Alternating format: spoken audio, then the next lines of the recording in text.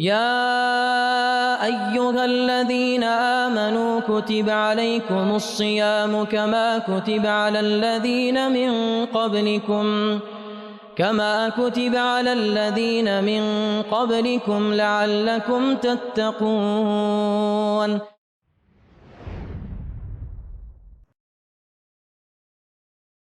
بسم الله الرحمن الرحيم. الحمد لله والصلاة والسلام على رسول الله وعلى آله وصحبه من والاه.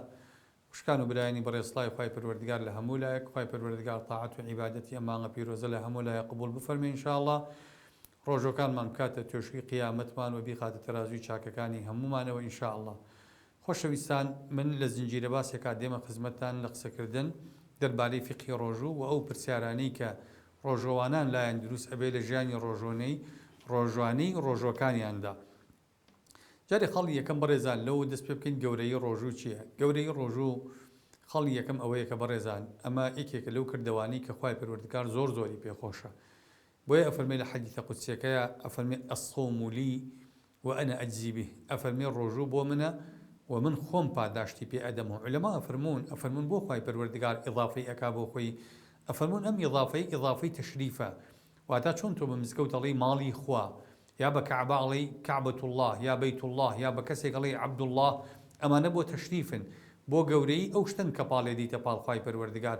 خوای پەروەردگاریش کە ئیضافەی ڕۆژوو بۆ خۆی ئەکا ئەفەرمێ ئیلا الصوم فإنه لي وأنا أجزي به، بۆ تەشریفی ئەم عەمەلەیە.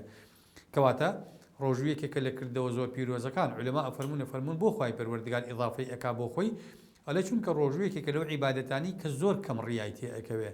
چونکە تۆ بینی خۆت و خوا پێتەوە دیار نییە کە بە ڕۆژووی خەڵک نازانێت ناخی تۆ چی تایە بەرامبەر بە خوای پەروەردگار. وەکو نوێژ نییە، نوێژەکرێ لە کاتی کردنیا ڕیا بکرێ لە مەزاهیرەکانی، ڕیا بکرێ لە کاتی ئەنجامدانی نوێژەکەیە، وەکو حەج نییە. بەس ڕۆژوو شتێکی باتی نییە. لە ناخی خۆتا بە ڕۆژووی کەس هەست بەم ڕۆژوە ناکە بینی خۆت و پەروەردگار برسێتێکەت، تینوێتێکەت، ماندوێتێکەت چەندێکە، بەس پەروەردگاری زانێ. لەبەرەوە ئەفەرمێ بەس خۆم ئەزانم چۆن پاداشتی ئەدەمەوە.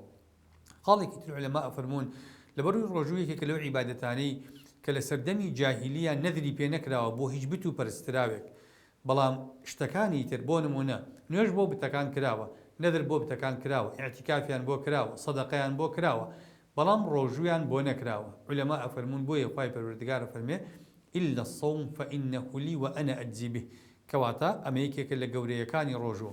خاڵێکی تر بەڕێزان ڕۆژوو قەڵغانە. پیغمبری خواه صلی الله عليه وسلم فرمیتی الصيام جنة من النار. فرمی قلغان لآگر لحدیث ایشکا فرمی پیغمبر صلی الله عليه وسلم هر کسی یک روز بو خوای گوره بە ڕۆژوو بێ خوای پەروەردگار 70 ساڵ لە ئاگری دۆزەخ بە دووری ئەخا. کەواتە ئەمە فەضلێکی گەورەیە، بە ماندووبوونێکی کەم پەروەردگار دەستمان ئەخا. لەبەرەوە ئینسانی ئیماندار گرنگە ئاگای لەوە بێ کە ڕۆژوو قەڵغانێکە ئەیپارێزێ لە ئاگر. وەکو ئەفەرمێ كجنة أحدكم من القتال. أفرمي الصيام جنة، أفرمي الرجوع قلغانة كجنة أحدكم من القتال. وكو شون أو قلغاني لكاتي شركتنا أتباريزي رجوع لقيامتها أوال أجرت باريزي. خلني كتير رجوع قلغانة لأرزو بازي. بغمر صلى الله عليه وسلم لحديثك أفرمي يا معشر الشباب من استطاع منكم الباءة فليتزوج ومن لم يستطع أفرمي فعليه بالصوم فإنه له وجاء. أفرمي أي جنجان کی ئەتوانێ ژن بێنێ، کێ نەتوانێ ژن بێنێ، با بە ڕۆژوو بێت، چکە ڕۆژوو غەریزەکەی ئەشکێنێ. ڕۆژوو ئەو توانە و تاقە سێکسیەی کە هەیەی کەپتی ئەکا، منعی ئەکا، لەبەرەوە برسێتی و تیونێتی و ماندوێتیەکەی وای لێ ئەکا، داڵغەی لای غەریزەکەی ئەبا. لەبەرەوە لەم ڕۆیژەوە دیسانەوە ڕۆژوو قەڵغانێکی باشە بۆ قیامەتی هەر لایەکمان بەڕێزان. خاڵێکی تر ڕۆژوو بەڕێزان یەکێکە لەو حاڵەتانە، لەو حکمانە، لەو پرستشانی كتكاكار بو قيامة هركس يكمان. بيغمري صلى الله عليه وسلم أفرمي الصيام وقراءة القرآن يشفعان للعبد يوم القيامة فيشفعان فيه. أفرمي الرجو وقرآن كويندن دوت كاكاري روجي قيامتي بندكان خواهي پروردگار تكاين لي ورقري چون إما عليهم بيغمري صلى الله عليه وسلم شفيعي أمته شفيعي هريكي كيشبان بو خومان قرآن رجوه. لەبەرەوە با ئەم دوانە زۆر مهتەم بین، زۆر ئالوودەیان بین، زۆر خۆیان پێوە بگرین.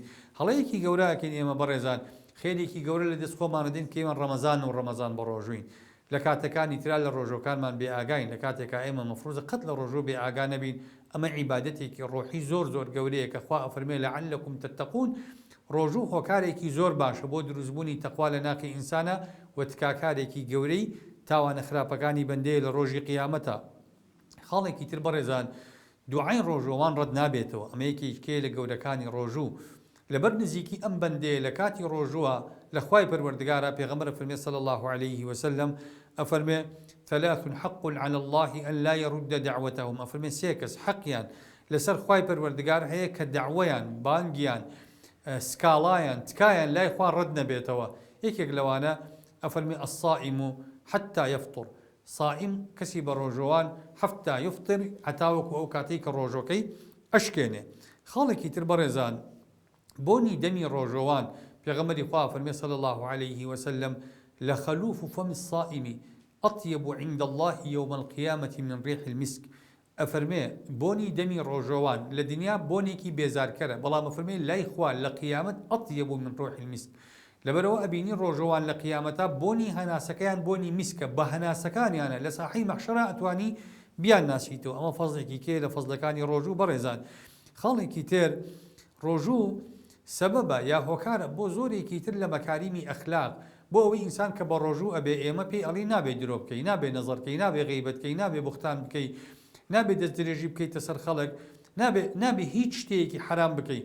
لەبەرەوە ڕۆژوو تەربیەیەکی ئیمانی و ئەخلاقیە، بەها باڵاکان لە ئینسانە گەشە پێ ئەکا وا ئەکا مرۆڤ بەوەی کە تووشی کاری حرام تووشی کاری خراپ نەبێت. لەبەرەوە ئەمەش دیسانەوە لە ڕۆژووە دەست ئەکەوێ. خاڵێکی تر بەڕێزان ڕۆژوو کەفارەتی زۆرێک لە گوناهەکانە خوای پەروەردگار کە لە قورئانە دایناوە هەل لەبەر گەورەی ڕۆژووە. بۆ نمونە کەسێ سوێنە خوا خوای گەورە فەرمێ با بە ڕۆژوو بێ من لی خۆشە بم. کەسێک قەتلی خەتەئەکە خوای پەروەردگارە فەرمێ با بە ڕۆژوو بێ من لە قەتلە خەتەئەکەی لە کوشتنەکەی بە هەڵە خۆشە بم. کەسێک زیهاری کردووە بە خێزانەکەی و تۆکو دایکم وابی خوای گەورە فەرمێ با بە ڕۆژوو بێ من لەو هەڵەی خۆشە بم. لەبەر گەورەی ڕۆژووە کە خوای پەروەردگار ئەیکا بە سەبەبی سڕینەوەی تاوان بۆ مرۆڤەکان.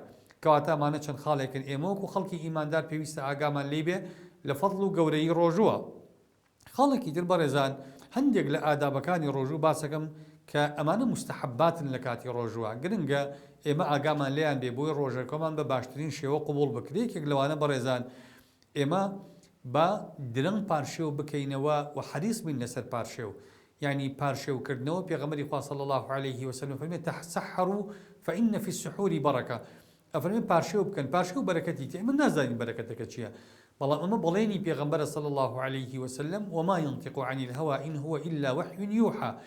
خاڵێکی تر لە کاتی پارشێوە درەنگ تا درەنگ پارشێوکەین، نیوە شەو نان مەخۆ، 3 سەعاتی ماوە بۆ بانگی بەیانی نان مەخۆ بڵێ من ئەخۆم، نا تا درەنگ پارشێکەوەیتەوە خێرەکەی زۆرە. لە مقابلیشا بەربانگ بەعکسەوەیە، تا زوو بەربانگ بکەیتەوە خێرەکەی زیاترێکە. پێغەمبەری خوا صلی الله عليه وسلم ئەفەرمێ لا يزال أمتي بخير، ئەفەرمێ ئومەتی من لە خەیران ئەگەر دوو شتیان کرد ما عجلوا الفطور وأخروا السحور. ئەفەرمێ ئەگەر بەربانگیان زوو کردەوە و پارشێویان درەنگ کردەوە. کەواتە ئەمە دوو خاڵە لە مستحباتی ڕۆژوو ئاگامان لێ بێ. خاڵێکی تر بەڕێزان ئەوەیە خۆمان بەدوور بگرین لەو قسە و هەڵوێستانی کە ڕۆژۆکانمان بەتاڵەکەنەوە یا پاداشتیان کەم ئەکەنەوە. قسەی زیاد، قسەی بەتاڵ، قسەی بێهودا، تووڕەبوون لە خەڵک، جوێندان بە خەڵک، ناڕەحەتکردنی خەڵک، ئازاردانی دڵی خەڵک، هەموو ئەمانە لە پاداشتەکانی ڕۆژۆکانمان ئەبن.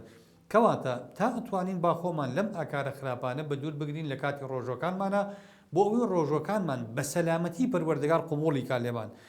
خاڵێکی تر بەڕێزان با ئیسراف نەکەین لەم مانگەیە. ئەم مانگە مانگی خۆگرتنەوەیە، ئەم مانگە مانگی خۆڕزگارکردنە لە حەز و ئارەزۆکانی دنیا، مانگی ساڵح بوونە بۆ خوا، مانگی شکاندنی ئارەزۆکانە، مانگی شکاندنی نفسی خۆتە. کەواتە با ئێمە ئەوەی کە بە ڕۆژوو ئەبین با لە بەربانگە هەمووی بە هەدەر نەدەینەوە، کابرا سفرەکەی ئەوەندەی لەسەر داناوە نیوەی ئەوە ناخوا باقێکی هەڕێژرێ بەڕێزان، ئەمە ئیسرافە، خوا پێی خۆش نییە. یەکێک لە حکمەتەکانی ڕۆژوو ئەوەی ئێمە هەست بە ئەندێشەی هەژارەکان بکەین، زانین فەقیریەکان تامی برسێتی چۆنە، ئازاری برسێتی چۆنە، ئەو کات ئەوان بەسەر بکەینەوە، بەخشندە بین لەگەڵ ئەوانە. ئەوەی ئەمڕۆ لە خۆمان گرتوێتەوە لەسەر سفرەکە لە بەربانگادا نێنین، بیبەخشینەوە بۆ ئەوان، بۆ ئەوانی وەکو ئێمە هەست بە ئیسراحات، هەست بە خواردنی خۆش مناڵەکانیان لەم مانگی میهرەبانی و ڕەحمەتی خوای پەروەردگارە تێر و پڕ بن. خاڵێکی تر بەڕێزان ئێمە با لەم مانگەیە زۆر بەخشندە بین، زۆر دەست بڵاو بین، دەستکراوە بین لە هەموو شتێکە، لە عیلمە، لە مالە، لە ئەخلاقە، لە تەواضوعە، بەخشندەیەکی گەورەمان هەبێ بەرامبەر بۆ خەڵکانی چواردەوری خۆمانن. خاڵێکی تر با دڵ و دەرونی خۆمان ئامادە باشی تەواومان تیابێ بۆ پابندبوون بە ڕۆژوو، بە ئادابەکانی ڕۆژوو، بە ئەحکامەکانی ڕۆژوو، با بێ تەحمل نەبین، با بێ سەبر نەبین، با حەست بکەین احتیساب بکو پێغەمبەری خوا صلی الله عليه وسلم کافرمێ من صام رمضان ایمانا واحتسابا، با احتسابی ڕۆژۆ کە احتسابی برسێتەکەمان لای خۆی پەروەردگار هەبێت. ئەمانە کۆمەڵێک ئادابن خۆشەویستان، گرنگە ئینسانی ئیماندار ڕۆژەوان حەز بە گەورەی کردەوەکی خۆی بکا کە ڕۆژووە و ئیلتیزامیش بکا بە ئادابەکانی بۆ ئەوەی ڕۆژیەک بە جوانترین شێوە بگرین و بۆ ئەوەی بتوانین ئەو ڕۆژوە بێ کە خوای پەروەردگار لە ڕوومان بێ لە قیامەتا بڵێن پەروەردگار ئەمە بۆ تۆ بوو و ئەو ڕۆژوە بێ کە تکامان بۆ ئەکا لە ئاگەر ڕزگارمان بکە. تا بەیگەشتنەوەیەکی تر بەخوای گەورەتان سپێرم. وصلی الله وسلم وبارك على سيدنا محمد وعلى آله وصحبه أجمعين.